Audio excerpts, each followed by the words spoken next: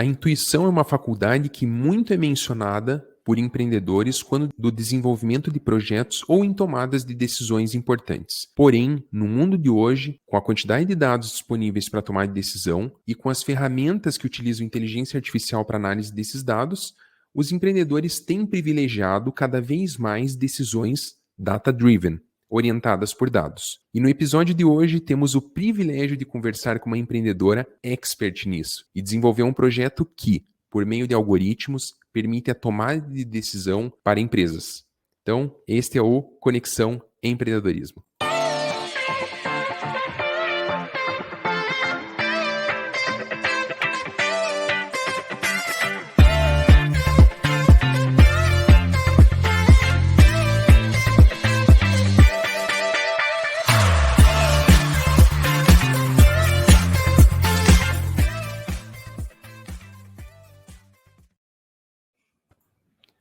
Bom, e para aqueles que não me conhecem, meu nome é Kael Moro, sou advogado sócio do escritório Vanzin Penteado, especialista jurídico em negócios inovadores, e para esse bate-papo interessante eu chamo a Mônica, que é fundadora e CEO da startup Make the Way. Mônica, seja muito bem-vinda. Muito obrigada, Kael, pela oportunidade, é um prazer estar aqui. Bora lá. Boa, Mônica, a gente que agradece e, como sempre aqui nos nossos vídeos, nós gostamos de iniciar o bate-papo conhecendo um pouquinho a convidada, as experiências, os projetos atuais, naqueles que você já se envolveu. Então, se você puder contar um pouquinho para nós sobre isso, vai ser bem legal para a gente introduzir esse bate-papo. Perfeito. Bom, a minha jornada, ela iniciou basicamente há uns 12 anos atrás, no que diz respeito à techs, né? Anteriormente era o processo de transição mesmo da fase da adolescência, vida adulta, então eu fui recepcionista, depois eu tive a oportunidade de entrar para fazer alguns processos, né? Na época era RPS, que era o Recibo Provisório de Serviço, então eu era uma espécie de ditadora, e foi o meu primeiro contato com a área tributária fiscal, né? E aí, nessas circunstâncias, eu me interessei muito pela área, porque eu percebi que existia um emaranhado muito grande, né? E é uma área que existe bastante atenção, estudo e principalmente curiosidade, né? Porque você precisa desmembrar diversas categorias para classificá-las e assim por diante. E aí, a partir disso, eu comecei a procurar, primeiro, cursos na área, porque até então eu estava fazendo ciências contábeis, mas quando você faz a faculdade, ela te dá uma introdução, né? E nada mais do que isso, né? No primeiro momento, eu estava no início da faculdade, e aí eu busquei me aperfeiçoar, terminei a faculdade, tive a oportunidade de trabalhar como analista fiscal na Estapar, que é uma grande empresa de estacionamento, né? E eu fiquei lá e acompanhei todo um processo de implantação, virada de sistema, e aí eu tive a oportunidade de conhecer, né, a base teórica de tax fiscal e unir a essa desenvoltura, né, de processos, de sistemas e tudo mais. E aí, coincidentemente, uma coordenadora que estava lá no momento, ela me convidou para ir para o mercado de Big Four. Aí eu diria, né, que foi uma das maiores experiências da minha vida, porque este mundo de Big Four exige muito do colaborador. Ou seja, cada semana eu estava atuando em um segmento diferente e o dinamismo me encantou. E a Big Four estava no momento também de transição tecnológica, né? Então, era os WPLs, que eram os work papers, e nessa ocasião a gente começou a automatizar processos, eu comecei a entender um pouco mais sobre banco access, e aí eu decidi depois fazer uma pós em direito tributário, e aí, por fim, depois de mais ou menos uns 10 anos trabalhando em Big Four, eu decidi olhar para outro prisma, né? Que seria realmente não trabalhar mais por amostragem e seguir um rito de processamento de dados 360. E aí eu decidi iniciar a minha trajetória de empreender nessa área, né? Inicialmente sozinha, depois eu tive um sócio que era advogado, ele hoje já não está mais conosco, ele faleceu. E eu continuei essa saga, né? Eu lembro até hoje do primeiro cliente, foi um cliente de Santo André, aqui em São Paulo. E esse cliente ele não tinha processo nenhum de automação de processos, e foi o meu primeiro desafio sozinha, empreendendo. E aí, aos poucos, obviamente, né? Como um bom empreendedor, a gente vai reinvestindo no próprio negócio e foi crescendo. Em meados de 2018 e 2019 foi quando eu tive a oportunidade de estudar fora e eu consegui observar um ecossistema muito além daquilo que eu tinha vislumbrado, né, para agregar ainda mais valor para o nosso sistema tributário brasileiro. Então, é sobre isso. Nossa, Mônica, que trajetória legal. Eu já tinha lido um pouco a respeito, né, do seu trabalho, né, de como você chegou aonde está hoje. E, assim, ouvindo, realmente, a gente vive essas etapas e como eu, advogado, conheço os meus clientes também que são empreendedores, eu sei como é duro essa trajetória, né? Então, em primeiro lugar, parabéns para você, né, por ter conseguido construir tudo isso. E muito legal esse projeto. Bom, mas Mônica, eu estava lembrando uma coisa, que quando nós nos conhecemos presencialmente, né, aqui no escritório, inclusive, nós estávamos falando do potencial que a inteligência artificial tem para transformar um negócio, né? E quando, nesse contexto, eu gostaria de saber, né, eu gostaria que você contasse para o nosso público aqui, quando que você teve o insight da Make the Way, né? Como que tudo isso surgiu e como você pensou em empreender, trazer todo esse teu conteúdo, esse teu conhecimento técnico para a área da tecnologia. Perfeito. Acho que a luz ela se acendeu na minha mente em 2019, né? Depois que eu tive esse progresso de caminhar sozinha, tive esse sócio que esteve comigo e tudo mais, eu fiquei observando, né, o volume de informações que a gente tinha do ponto de vista prático, né, olhando para o cenário do contribuinte. Então, o que acontece? O fisco, o fisco brasileiro, ele sempre se anteveu. De que forma, né? Hoje a gente tem diversas obrigações acessórias, né? Que elas são enviadas em formato eletrônico, e com isso a gente observa a velocidade em que o dado já está sendo acolhido, né? Pelo sistema público, etc. e tal. E, em contrapartida, analisando o lado do contribuinte, não tinha uma tecnologia que fosse compatível a isso. Ou seja, um ponto de equilíbrio, né, como se fosse mesmo uma triangulação, a empresa como base, a Make the Way como ali, né, um tradutor desses dados para transmitir com maior confiabilidade, tanto para a empresa quanto para o fisco, essas informações. Então, o primeiro insight em 2019 foi nesse sentido, né? Eu acho que precisa ter um tradutor, né? Não só no ambiente tecnológico, mas também no ambiente legal, para conseguir trabalhar com sinergia e tratar a informação como ela tem que ser tratada, porque ela é muito rica, né? E, em contrapartida, além de vislumbrar essa oportunidade, essa dor, é muito rico você também observar que para cada documento fiscal, para cada atividade, para cada operação, para cada código da situação tributária, que são CSTs, eu tenho ali uma conduta. Ou seja, então, eu percebi também que outra dor dentro do ambiente corporativo era o quê? As empresas, e até mesmo por ser uma área que Tax é uma área de especialista, né? Por isso que a Big Four ela acaba trabalhando cada um no seu nicho, né? Ela capacita e deixa os profissionais específicos naquele core business. Então, levando em consideração isso e essa especificidade, eu pensei no seguinte: é tão densa a informação que seria interessante, obviamente, trabalhar esse aprendizado de comportamento das empresas sendo observado por algoritmo, né? Porque o que acontece? Toda vez que a gente se depara com uma repetição, ela acaba, obviamente, gerando um grau de confiança, né, muito assertivo. E eu comecei a medir essas métricas, né? Então, vincular a operação, a atividade da empresa, ao CFOP. Então, é como se fosse uma equação de álgebra, né? Se a gente for parar para pensar. E, obviamente, cada equação eu busquei construir uma estatística de confiabilidade para interromper um processo, né, de forma disruptiva no que diz respeito à classificação dos documentos fiscais. E a partir disso, a gente se deparou com um universo assim fabuloso de sistemas de informação, de SaaS. Também desenvolvemos, por exemplo, o Human Looping, que é a oportunidade do próprio usuário refinar o seu machine learning, né, e, consequentemente, sua inteligência artificial.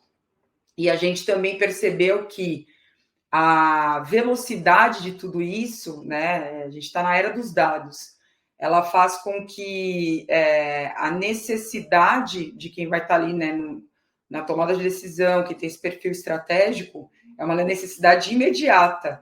Então, a gente também desenvolveu um dash que ele é cognitivo. Então, pensar ali no tomador de decisão, ele faz uma pergunta para o painel e o painel constrói essa visualização. Cito um exemplo, né? Desejo saber quais foram as operações agora que conseguiram adequar algum tipo de oportunidade no meu caixa, etc. e tal. Ele digita a pergunta, né? Fornecedores com tributação, fornecedores com crédito de determinado imposto, e ele consegue tangibilizar essa informação em tempo real do negócio dele. Então, é muito sobre isso, sabe? Eu digo que aqui a gente comercializa, não comercializa tecnologia, a gente comercializa liberdade. Olha, você falando tudo isso, foi passando um filminho aqui na minha cabeça, porque para mim tudo isso faz sentido. E eu acho que assim, hoje as pessoas estão muito mais conectadas, né, com essa mentalidade data-driven, com esse mundo de analytics que hoje a gente tem disponível muitas ferramentas. Então, basicamente, é difícil, né, como eu falei na introdução, tomar decisões só baseadas na intuição. Né? Então, a gente usa ferramentas nesse sentido. Né? Então, para mim, né, e para o contexto onde a gente vive, inclusive você, isso é muito comum. Mas a gente também sabe, né, Mônica, que tem muitas empresas ainda hoje que são analógicas na sua gestão, né, e que querem mudar, percebem a necessidade. Então, assim, você que está nesse contexto, que trabalha com essa transformação, né, conjuntamente com as empresas, qual que seria o primeiro passo a ser dado, assim, por quem quer, né, para aquele líder que quer, às vezes, o CFO, às vezes o CEO, né, quer colocar isso na empresa, qual que é o primeiro passo que você recomenda a eles a ser dado para fazer essa transformação da gestão analógica para a gestão data-driven, com, por exemplo, essas ferramentas que vocês provêm pela Make the Way? No nosso ponto de vista, a primeira definição para que isso aconteça é você fazer um mapeamento de processos, né? Porque a dor, ela não pode ser tratada de uma forma generalista, né? Cada companhia tem, obviamente, a sua sistemática, tem a sua conduta de lidar com a sua qualidade da informação.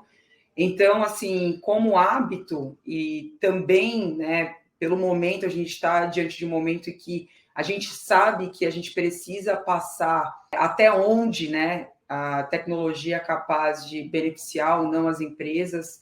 No Brasil, a gente ainda tem aquela curva, né, de aprendizado, muita tecnologia disponível a todo momento e não é papel ali do empresário, né, e dos seus pares se atentar o tempo todo para isso. É papel nosso de, obviamente, assessorar e definir as melhores estratégias. Então, feito o mapeamento de processo, que a gente aqui delimita, obviamente, quais são os gargalos dessa dor.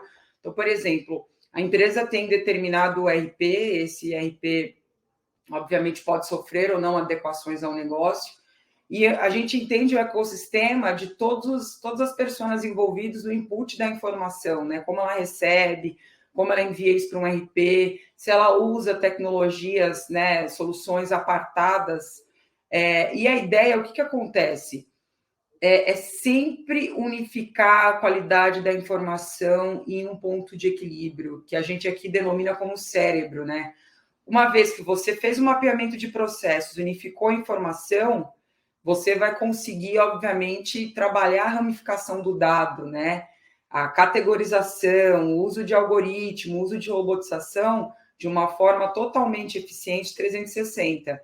Então, assim, como metodologia e até mesmo para, obviamente, passar esse valor agregado, a nossa conduta é sempre trabalhar com uma prova de conceito, que engloba, obviamente, esse mapeamento de processo. O diálogo é fundamental, né? Respeitar a percepção do usuário, trabalhar muito o user experience, porque a gente precisa, se a tecnologia não existir para facilitar, se a gente vir aparecer com uma solução, né, e for algo assim totalmente cheio de botões, ou com muitos cruzamentos, ou com muitos obstáculos, né, obstáculos que eu digo para usufruir, para colher os frutos. Então, não funciona. Então, a gente começa sempre, eu acho que a recomendação para todo mundo que está iniciando na área e tudo mais, é para não tratar as coisas de uma forma generalista, né? Eu acho que todo início precisa, sim, de uma adaptação, de um olhar mais tailor-made, e com isso, obviamente, você vai conseguir adaptar a tua solução à realidade do cliente, com poucos ajustes, desde que você, obviamente, leve em consideração atuar especificamente na dor e conseguir, obviamente, pavimentar esse caminho. Foi bem interessante isso que você comentou sobre o primeiro passo seria o mapeamento de processos, né? Eu fiz uma correlação aqui mental com o que nós fazemos quando fazemos um atendimento a um cliente que, por exemplo, acabou de estruturar o seu projeto ou está na estruturação do seu projeto de empreendedorismo e sempre vem aquela pergunta, quais são os cuidados jurídicos que eu devo ter? Será que tem algum impacto regulatório? Primeiro ponto que a gente fala, você tem um fluxograma do teu projeto, né? Como que ele funciona na prática? Quais são os inputs, os outputs? E é engraçado que não tem, a maioria não tem. A maioria não tem. Então, se você não conhece os passos, né, step by step do teu projeto, ou do teu fluxo interno, né, seja ele financeiro, seja ele operacional de vendas, como que você vai poder fazer essa análise, né? Então, essa tua dica é muito boa, não só sob o ponto de vista de começar a transformar do analógico para o digital, para apurar os dados, mas para tudo. Né? Até porque como que você vai apropriar os dados ao longo da tua jornada na tua empresa se você não tem isso mapeado? Quais são os pontos de coleta? Né? Como você disse, ali você está, enfim, a parte financeira que está mais relacionada ao Texas ali, tem que ter isso mapeado, né? Será que a empresa usa um módulo financeiro para isso? Será que usa um fornecedor terceiro? Né? Então, quem são os clientes, os fornecedores, para mapear tudo isso? Então, com certeza, esse primeiro passo de mapear os processos, eu acho que é fundamental para tudo, né? Para tudo. Para tudo. Então, muito legal essa dica, né? E então isso já é de alguma maneira um primeiro passo para você obter algum tipo de resultado, né, por meio dessas soluções de machine learning. Mas assim, Mônica, você que está engajada nisso, quais são os ganhos efetivos, né, para o empreendedor que está querendo trazer isso para sua empresa? Né? Então, quais são os ganhos efetivos que, eventualmente, a análise preditiva pode trazer? Né? Ou até mesmo o uso da inteligência artificial nisso tudo. Então, se você puder comentar um pouco isso, né, dos ganhos efetivos, vai ser bem bacana. Perfeito. Bom, eu sou uma pessoa bastante apaixonada por isso. Eu acredito extremamente nesse princípio. Acho que a primeira palavra é transparência, né?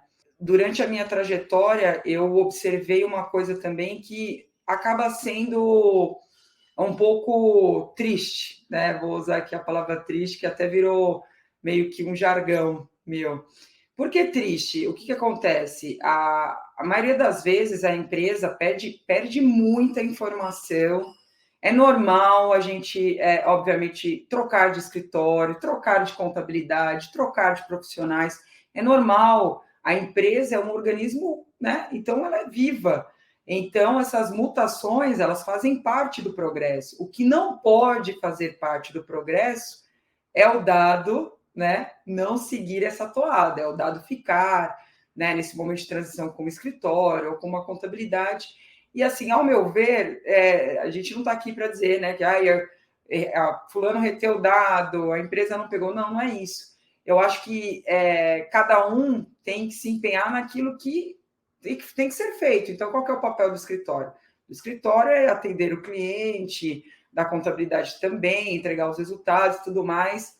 E com o uso, né, dessas tecnologias, no primeiro momento é imbatível a gente não falar sobre a transparência, porque todo dado da companhia que vai alimentar um balanço, um DRE, uma tomada de decisão jurídica, ela vai estar centralizada no núcleo de formação, que vai estar em cloud, né? Então, o cliente ou qualquer colaborador ou parceiro que vá trabalhar com ele vai poder dispor desse dado, e isso vai ser imutável por todo o tempo, independente das pessoas que participam ou não, né, do projeto direto ou indiretamente, mas eu acho que esse é um pilar fundamental, porque é uma história, né? Então, a história, o livro tem que ter todas as páginas, não é verdade? Então, esse é o primeiro valor agregado que, para mim, ele não tem preço, né? Ele não tem preço porque é o que embasa tudo e assim por diante. Depois disso, a gente lida com uma dinâmica muito, muito saudável, que é saber exatamente o valor das coisas, né? Então, você ter a noção fiel, né, do que representa um determinado fornecedor em determinado estado, ou no país, ou fora do país. Então, não a gente, com conhecimento, não tem limite. Então, você consegue, né, ter isso à sua disposição a todo tempo, em qualquer lugar, né? Então, assim, você une isso a tantas possibilidades, né? A gente se depara todo dia com possibilidades, né? Por isso que o mapeamento de processos, ele alimenta, né?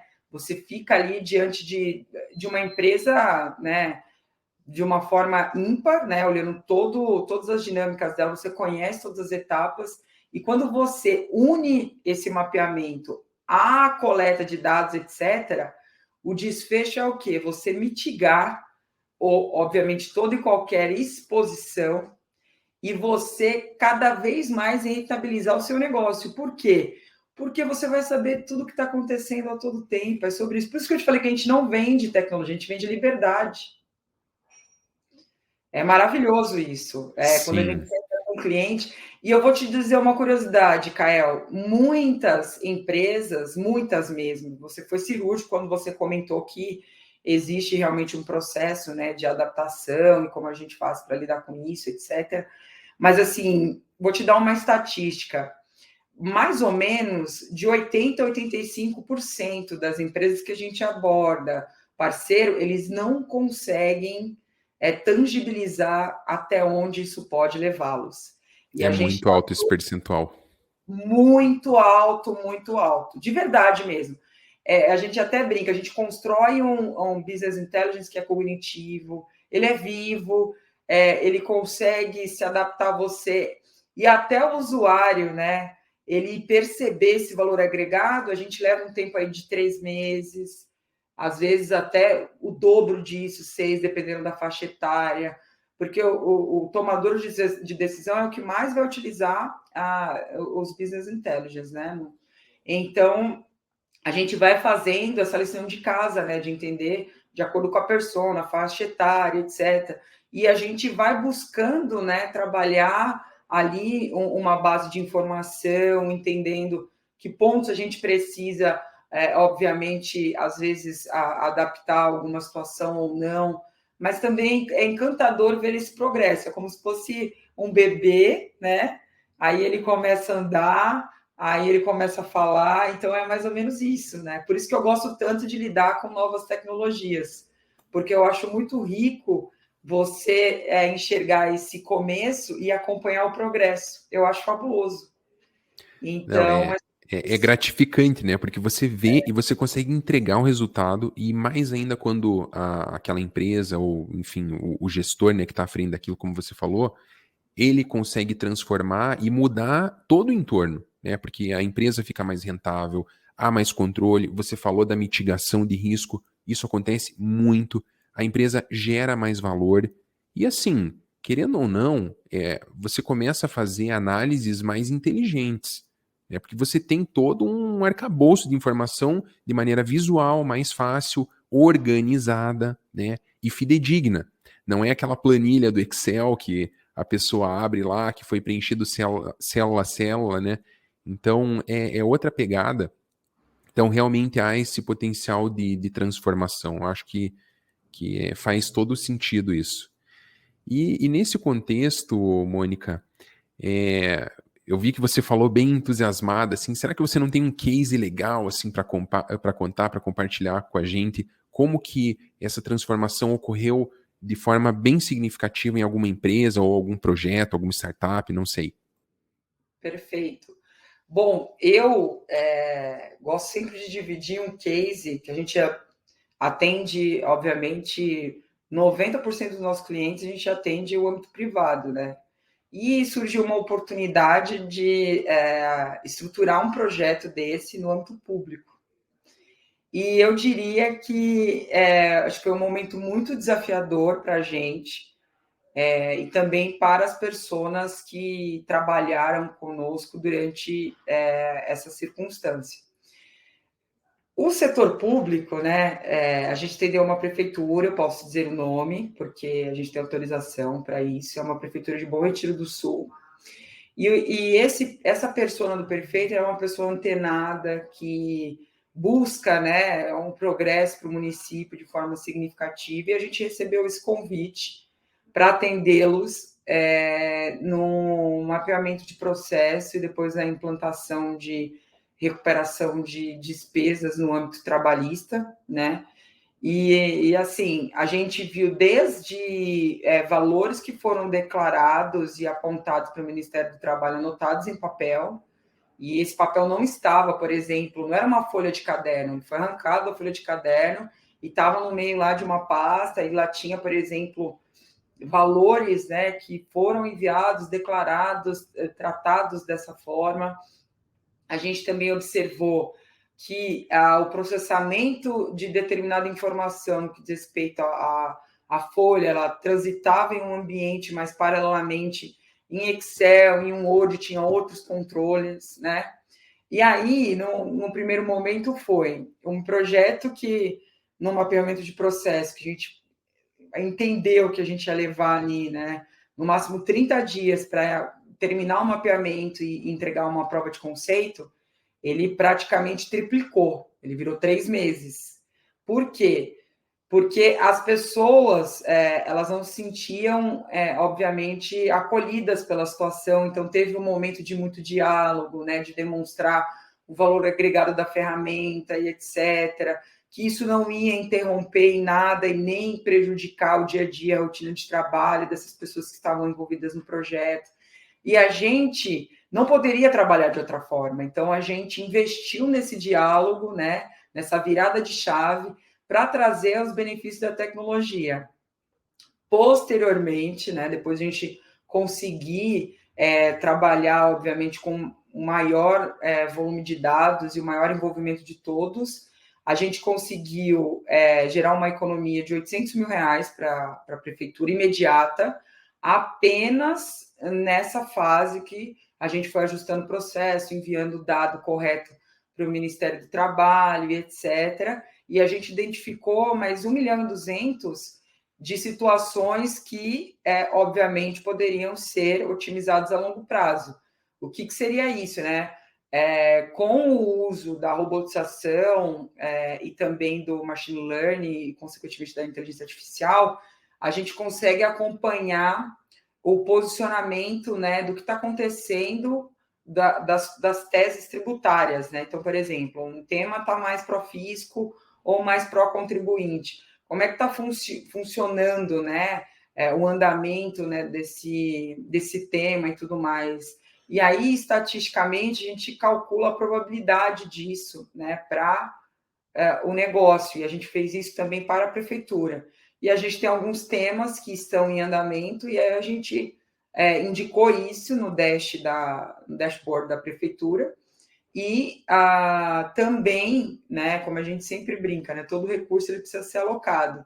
E como o nosso papel por meio, né, da tecnologia, promover esse impulsionamento financeiro, de segurança, e etc., a gente, na entrega do resultado, além de separar, né, esse valor agregado imediato e a longo prazo, a gente subiu os balanços da prefeitura, da RE e tudo mais, e mostrou se esse valor fosse investido em saúde, em educação, em segurança, qual que seria a participação no exercício futuro, né? Ou seja, foi neste ano que a gente entregou o projeto ano passado, e deixou, obviamente, ali isso aberto para o prefeito, para a população e tudo mais. E, assim, o prefeito ficou tão feliz com o resultado que ele fez um evento e convidou mais 11 prefeituras. A gente entregou o resultado ao vivo, interagiu com outros prefeitos e a gente está com mais 2 agora. E, francamente, quando você pensa, né, nos desdobramentos, é muito rico você um dia se deparar e ver que o seu trabalho, né, algo que você admira, se empenha e tudo mais, está ajudando um ecossistema que realmente precisa de suporte tecnológico, é o ecossistema público, né?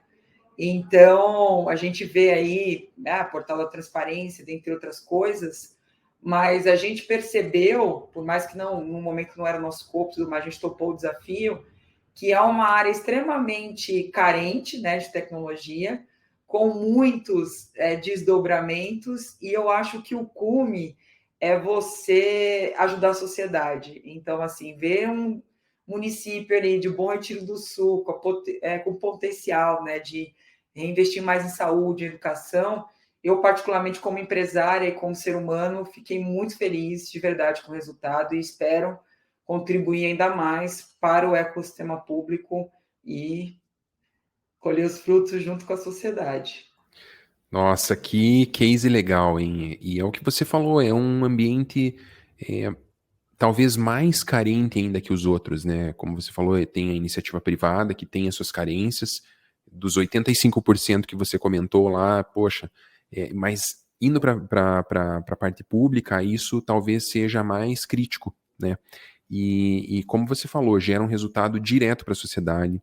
Aquelas análises que anteriormente eram feitas só após o término, o fechamento do período, podem ser feitas em tempo real, ou seja, você reajusta a rota, você consegue aplicar esses recursos, né, advindos dessa situação de uma forma mais inteligente, melhor, e, enfim, gera o retorno, né? Isso que essa mentalidade de gestão orientada por dados permite hoje em dia, né? E que legal esse trabalho que vocês estão fazendo. Novamente, isso só reforça a importância do investimento nesse tipo de ferramenta, né? Então, Mônica, o bate-papo tá bem legal, né? Mas assim, temos que ir para o final aqui do nosso vídeo, né? Para não ficar muito longo também.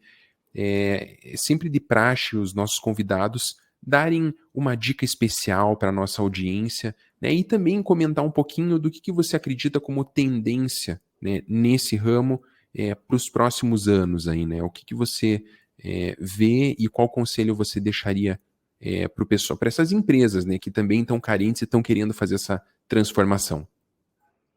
Muito bem. Bom, como recomendação, sugestão, eu diria que nós, né, até mesmo eu, você, o mundo, ele precisa estar antenado. Então, o conhecimento, a busca pelo conhecimento, ela é a base de tudo. Independente da sua área de atuação, seja advogando, como contador, como analista, como assistente, como especialista, né, em diversas áreas, se você não deter o conhecimento daquilo que você executa, você, obviamente, vai ser interrompido em algum momento. Então, cito casos como, né, case de disrupção que foi até pauta em Cambridge, da minha especialização da Blockbuster versus Netflix, né, que é a Kodak versus, né, o sistema digital de fotos e etc., né? Então, veja que até mesmo os gigantes, os mundialmente conhecidos, eles ficaram à mercê da disrupção justamente pela falta, né, do conhecimento quando você tem o conhecimento do que está acontecendo, você vai se antever.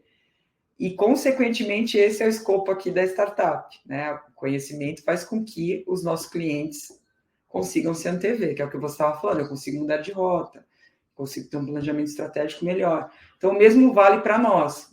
Então, essa é a minha bíblia, eu diria, né? Então, é o que eu tento praticar, juro, todo dia. E agora, eu fiquei até um pouco emocionada, assim, em lembrar, né, com detalhes esse caso da prefeitura.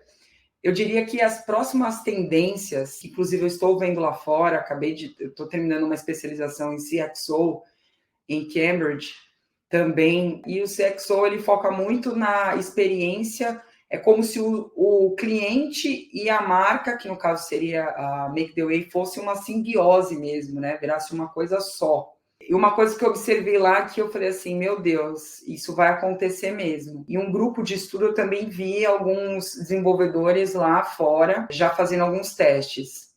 Eu vejo que já é uma tendência, por exemplo, o sistema de inteligência artificial. Hoje a gente vê, né, que nem teve o chat agora fazendo texto, passando em prova da ordem e etc e tal. Só que, além dessa programação de linguagem natural, que é a compreensão, né, mais efetiva do contexto ali das palavras e tudo mais, a gente se depara com o processo analítico do dado tangível. Então, o que seria isso, né? Uma empresa, ela comprou determinado insumo. Eu vi já sistemas em que a inteligência artificial, ela captura esse caminhão quando chega, e ela mesmo já faz a entrada do item, né, no RP da companhia.